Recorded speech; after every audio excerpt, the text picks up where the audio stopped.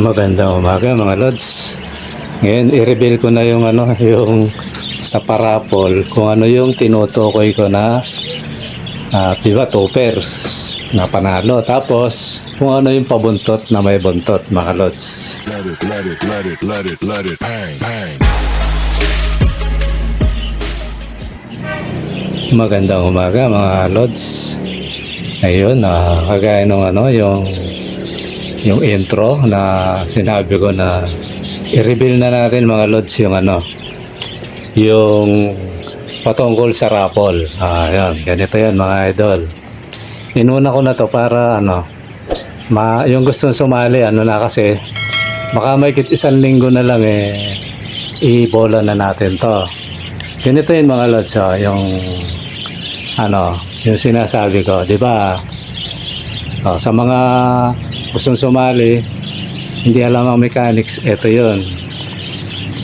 Yung pagsali, sa mga hindi pa nakakaalam, ang mechanics, ito yun mga idol. Una, mag-subscribe kayo sa channel. Diba, no?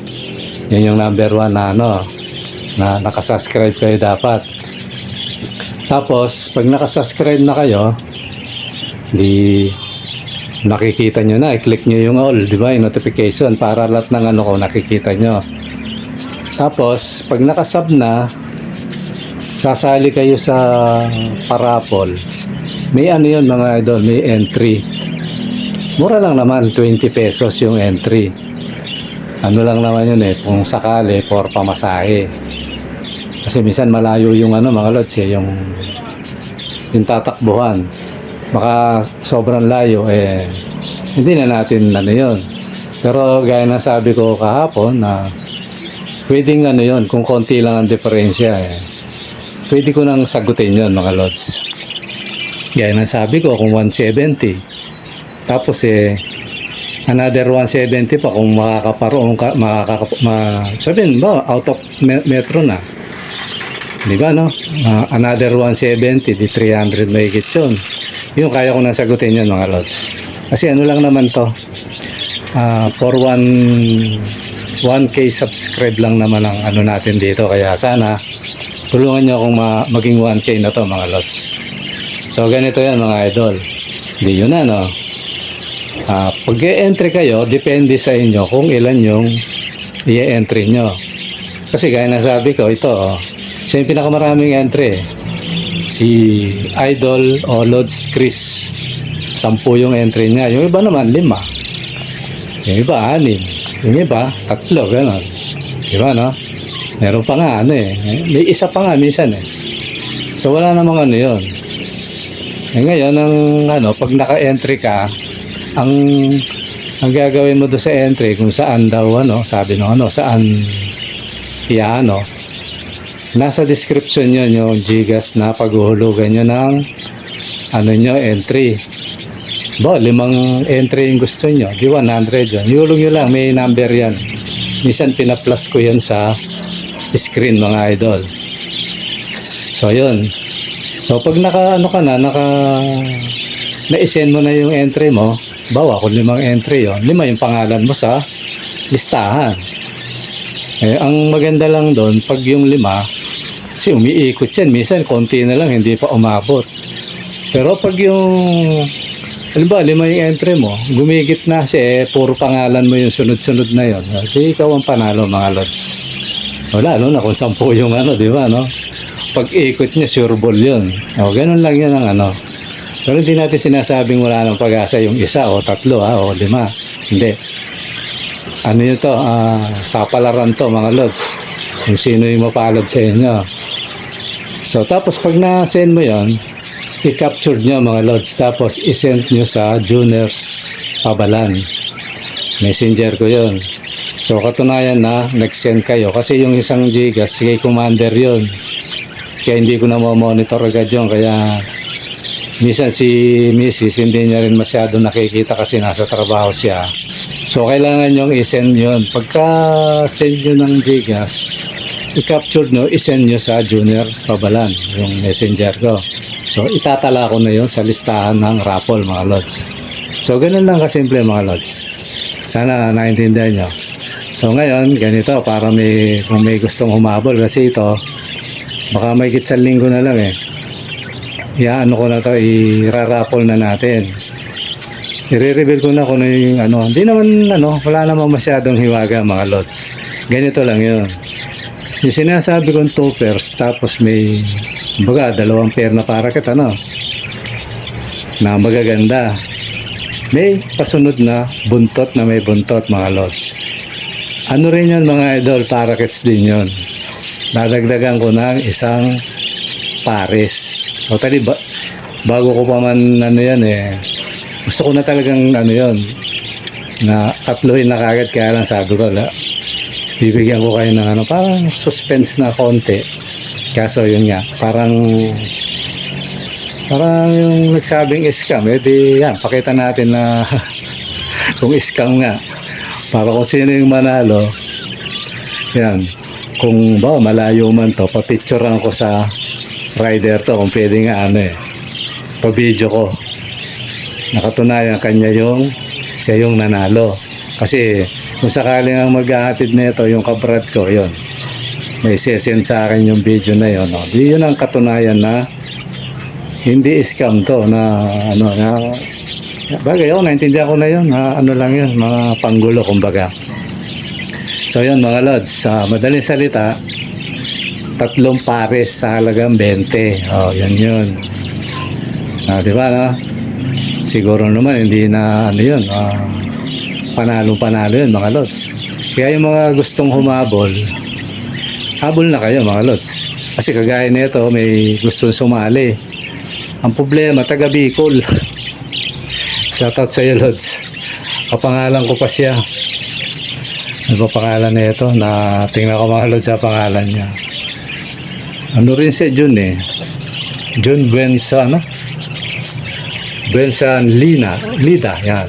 Buensa Lida, yan. Shoutout sa iyo, idol. Yun. Paano daw yun? Sabi niya, taga Bicol siya. Yung yun lang, sabi ko. Kasi kung may kamag-anak kang malapit dito, kahit Bulacan, pwedeng yatid dyan. Kaya Cavite, pwedeng yatid. Pero Bicol, layo na yun mga lods. Na yun, hindi na kaya ng motor. Pag minutor mo yung baka pagdating doon, patay na. Baka hindi naman, kasi may mga rider na nakikita ko nag-ahatid dyan. Kaya lang, masyado nang mahal ang pamasahe. Mahal na yun mga idol. Pasensya ka na kung kinausap ko sabi ko baka may kakilala ka, wala daw naghihinayang si idol gusto niya magkaibong, kaso malayo siya. So yun lang ang kasi meron naman sumasala rito, nasa ibang lugar nasa ibang bansa, pero napakeri nila sa kamag-anak, sinasabi pag nanalo ako lods, ito ganyan. Yung iba naman, kagaya yung taga Mindoro yata yun. Hindi ko alam kung taga saan yun. Basta ang alam ko Mindoro sumali. Tapos, sabi niya, Lods, pag nanalo ako, iparapol mo uli. Yun ang magandang ka-Lods. Di ba? Talagang, kumbaga, parehas kami ng adhikain, kumbaga. Ikalat yung mga alaga natin. Kaya sana, Lods, nanonood ka. Gawin mo uli yun, Lods, para di ba, maganda yun. Yun, mga idol. Ito, mga idol, usapang bagay, pag may nanalo, ganun din. Wala rin, kala ko may gagawin ko sana, pag may yung nanalo, taga ibang lugar, mas parapol mo uli. Parang ganun din. Ganun din pala. Walang, kumbaga, walang hiwaga. Okay, sige mga lods, yun na yung yun na lang yung natin, yung gustong habol na kayo mga lods. Kasi may gitsang linggo na lang to. Diba, Tapos yung gustong magdagdag pa ng nila, entry. Partida na to, mga idol, mga lods. 3 pares sa halagang 20. Diba, Pero itong mga lods, hindi naman halos isa yung may 3, may 5, may 6. Nakamarami si Lods Chris 10 kasi mag-asawa sila eh. O yun ang ano natin mga lods. Kaya habol na kayo kasi baka mamaya magaya kayo kay Alex ng Cavite. Nung na-upload ko na tsaka siya nag-send, ano na yun, hindi ko natatanggapin yun mga lods. Bagamat pabor sa akin yun, hindi alam ng tao yun. Pero gaya na sabi ko, ayokong lamang sa kapwa. Di ba, no? Kaya nung na-receive ko yun, sinabi ko kagad, lods, kasagsagan ng nag-upload, huli na. Di ba, no? Ganun lang yung mga idol. Bawal yung kumbaga parehas tayo dapat. So yan mga lods, siguro malinaw na. Kaya kung gusto nyo humabol, habol na kayo mula sa araw na to hanggang sa 1 linggo. Kasi may 1 linggo lang to. I-announce ko na to kung kailan. Siguro ganito gagawin ko. Kung halimbawa ibobola na natin bukas, irarapol natin bukas. Tapos magbablog ako halimbawa ngayon, Ngayon pa lang halimbawa, sabihin ko na.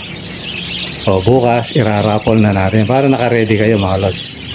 Alam niyo yung gano'n na para hindi tayo mapulaan ng mga na yan.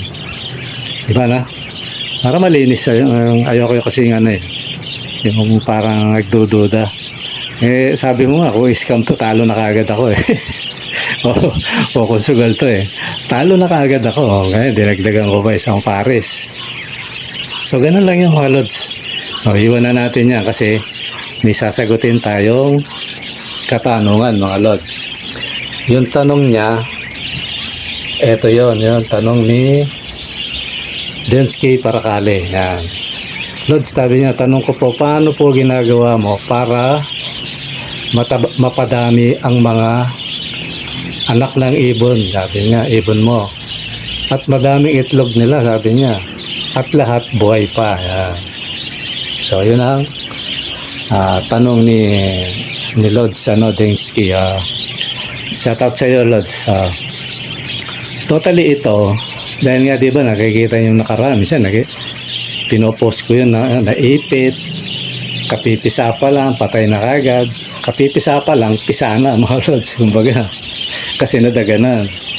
So matagal na panahon yun, hindi ko pinagtuunan ng pansin yun, kasi parang alam mo yan, yung pinakikinggan ko yung mga ibang nag-iibon, normal daw yun, totoo naman yun, normal yun, kaya lang ako, sabi ko, pinag-isipan ko yan. Sabi ko, pwede kaya ngayon to? Sabi ko, subukin ko. Totally may risk ito mga lods, sa totoo lang. Kasi hindi naman lahat ng mag-iibon ginagawa yung ginawa ko. Una-una, ang risk doon, dapat, mamaya, hindi tanggapin ng yung mga inakay. Patayin niya, di ba? No? Yun, isang risk yun. O kaya hindi niya pa subuan. Di ba, no? Kasi may ganong breeder na ibon Basta maraming kaya lang ako, sabi ko, parang kumbaga sa palaran ako, sabi ko, kasi ang tinitingnan ko doon yung sayang. Sayang kasi yung minsan sa totoo lang, sa loob ng nagsabay-sabay minsan ang patay 7 mga lods, sa totoo lang. Minsan nga 2 sa isang iitlog siya ng 7, patay yung 2. Sa totoo lang, hindi na masama yun. May 5 ka, di ba, no? Minsan naman 5, patay yung isa. So minsan karamihan, pag binilang ko yun, yung namatay 7, 8, ganyan. Pero hindi naman lumalagpas na 10. Bukod pa yung doon mga lods, yung hindi napipisa.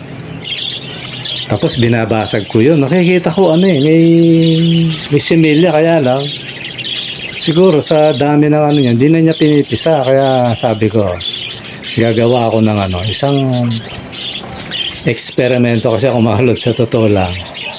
Mahilig akong hindi naman tayo scientist mga lods. Kumbaga parang try and error yan. Ganon. Subukin ko kaya to. Sabi ko, tingnan ko ano mangyayari. Ang ko lang naman doon, di pa tinuka niya yung kasi yun ilalagay mo, tapos tsatsagain mo yun doon, pabantayan mo yun. Pag nagsisigaw yung inakay, sabihin binubugbog yun, nalisin mo. Ganun yun mga lods.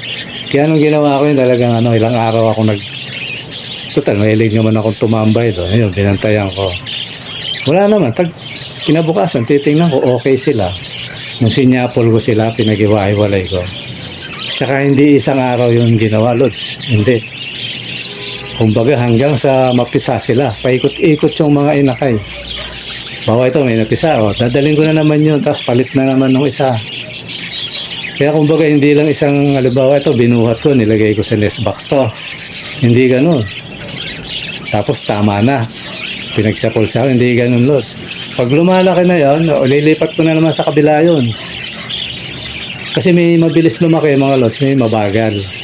Tapos may napipisa pa.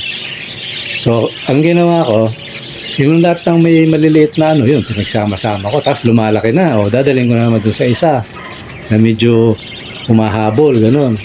Hanggang sa, meron akong mga breeder na inaalis ko na ng todo, lalo na yung may attitude.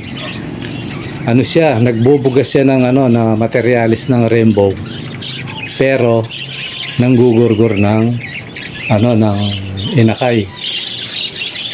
Puro yun, mga spangle na malilinis na iba-ibang kulay yung spangle niya. May solid na blue na spangle, tapos yung talagang kala mo rainbow na siya, pero siyempre may scallop, spangle pa rin yan mga lods. Kahit clear wing siya, tapos may scallop siya. So nabibilang pa rin sa spangle. So yun mga lods, yung inalis, yun yung unang nawala ng inakay kasi totally doon ako nagka-idea doon sa ibon na yun kasi nanggugurgur siya. So yun, hanggang sa ngayon wala na siyang ganun lang, lipat-lipat. Gaya kahapon, nagbaba na naman ako ng mga inakay. So, yung inalisan ko na inakay, dadagdagan ko yun, isa. Parang pinaparte-parte ko eh. So hanggang sa kumbaga para silang alam mo yung yung di ko alam kung pwede kong ihalang tulad, para silang Ferris wheel na ikot-ikot. Yung mga inakay, hindi lang isang pugad ang pinuntahan, marami. So, ngayon, napagtagumpayan natin yon at ang nakita ko pa, hindi maselan yung mga breeder ko, mga lods. Tanggap nila yung mga inakay. Wala silang ginorgor. Nagka-problema lang ako ng isa. Hindi lang total yung problema. Hindi naman niya pinapatay. Kaya lang, ang suspect ko dati yung mga kapwa niya inakay. Alam mo yung kinakalbo. Tapos binawasan ko. May nakakalbo pa rin. Hanggang sa isa na lang siya. Yung maliit na inakay na lang. Yung nasa yata yun, 2 weeks. So, ganun pa rin. So, sabi ko, ito. Yung hen yung hen or kakang ng pero lamang na lamang hen. Parang kinakain yata nila yun eh. Nangangalbo, may ganun talaga. So, at least alam ko yung ganung attitude na kailangan pag ganito natanggalin mo na. Pero bumubuhay yan mga lods, hindi man niya pinapatay. Kaya lang, kinakalbo niya nga lang. Parang inuunti-unti niya. Siguro wala lang siyang makutkot eh. Kaya importante yan sa ibon, may kinukutkot mga lods. Kaya minsan, binibigyan ko maraming gulay yun para dun siya ma-focus. Ganun yung yung ginagawa. Yan, minsan, itatapik natin to, may mga attitude na ganyan. Kung yung treatment naman na nakita kong solusyon. Kaya hindi niya masyadong nakalbo. Inalis ko na kasi. Tsaka na, tsaka natin i-topic yun. Dito muna tayo. Yung tanong ni Lods na ito nga. Kung paano na parami, tapos kumbaga fertile, tapos ang lakas umitlog daw, buhay pa lahat. Siguro sa ngayon mga lods, masasabi ko nakachamba ako, di ba? Kasi mahirap magyabang mga idol eh. Sabihin ko nakachamba ako, na kumbaga swerte ko, di ba, no? Parang naliparan ako na parang napalitan. So siyempre masaya ako doon, di lang nag-aalaga ng mga kids. Siguro, masasabi kong na to, pag sa susunod. No, nagsabay-sabay na ganyan. Ganun ang gawin ko. Pag yung perfect na talaga na effective to, ayun. Tsaka natin gawan talaga ng content. Diba, mga kalas? Bagamat sinasabi ko na yung ginagawa ko, Kaya hindi pa rin ako satisfied Lord na perfecto, hindi. Nakachamba lang tayo. Siguro sa susunod ganun nung uli ang gawin natin. Kaya lang, ito lang yung ano dito mga Lods. Medyo parang risk ng konti o risk ba o technical. May technical na konti. Ito yun. Kailangan tanda mo yung mga ano mo, mga binubuga ng mga breeder mo. At least ako natatandaan ko kahit pa paano. Alam ko yung itong binubuga na itong ibon na to. Ito alam ko yung binubuga. So, ibig sabihin, alam ko yung kung ano yung mga lahi niya. Ngayon, hindi ko na masabing perfect yun kasi minsan iba yung bugay niya eh. Mga yan eh. Pero at least may idea ka na lang. Yun lang yung konting rest doon. Baka mamaya may nagbugang maganda. Hindi mo lang kung kanino inakay yun. Yun lang ang medyo ano doon. Kaya kailangan at least ito gagawin mo. Ano na, yung breeder mo nakapagbuga na ng kahit pa paano nagbuga na siya. Tapos mahusay, di ba no? Kasi kung basal, gagawin mo to, magkakaproblema ka, Lods. Kasi basal yun eh. At least ito, nagbubuga na. Nakita mo na mahusay siyang bumuhay ng inakay. Yan, parang ganito. Ibig sabihin, breeder, mahusay siyang bumuhay. Kaya lang, pag lumalaki, nagsiselos. Parang ganun nakita ko eh. Pinapatay niya yung panganay ang pinapatay. No, alam ko na yung ugali nun. Kaya nagka-idea ako ron na na kailangan pag lumalaki na alisin mo na. Ayun, doon ako nagka-idea, nilagay ko doon sa isa. Kaso nakita ko kawawa naman to, ang dami. So binawasan ko yung maliit doon, nilagay ko naman doon sa medyo ang inakay niya maliit. So ganoon pinagparty-party ko. Parang umiikot. Kaya yun mga Lods na yun yung kasaysayan ng natin, yung ginawa nating experiment yun mga Lods. Kasi tayo, mahilig tayo mag-explore sa ganun yung... Kasi hindi tayo matututo o hindi tayo makakakuha ng sarili natin diskarte kung hindi natin susubukan. Ayun naman, ang expected ko doon, baka may mamatay. Bawa, hindi niya tatanggapin. Hindi niya, pinaposter mo, hindi niya tinanggap. Ayun, medyo risk yun. Di ba, no? Pero awa ng Diyos, hindi naman niya ginanon yung walang ganun. Totally, na-save natin lahat. Malinis, walang Meron pa nga pinakamaliit na inakay yung dito, nasa baba. Nilagyan ko, tapos namisa pa, mga Lods. O sabi ko, ito, delikado. Wala na akong mapaglagyan. Siya yung pinakahuling, namisa na maliit ang inakay Lahat ng maliit, sa kanya ko binigay, kasi namisa lang siya 3. So, binigyan ko ulit siyang 3. Tapos namisa pa siya. Ayun, in-expect ko, mamamatay na yun kasi medyo malalaki na yung kasabayan pantay-pantay ang sukat nila. Pero sinilit ko, buhay, mga Lods. Medyo may balahibo na, buhay siya. Umalaban na ng sabayan, kaya sabi ko, swerte. So yun ang aking masasabi sa iyo, Idol, Densky.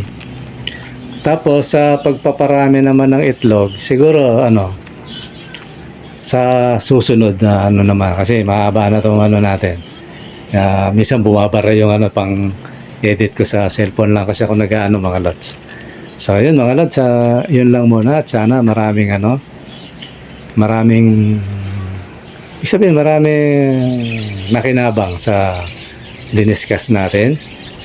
Tapos shoutout sa iyo JR San Jose, yan. Sana tapusin mo to para marinig mo yung pangalan mo. Shoutout sa iyo, lagi kang mag-comment. Tapos sali ka sa parapol. Para at least hindi ko makalimutan yung usapan natin mga Lods. Okay mga Lods, hanggang dito muna. At maraming salamat sa panonood. Bye-bye!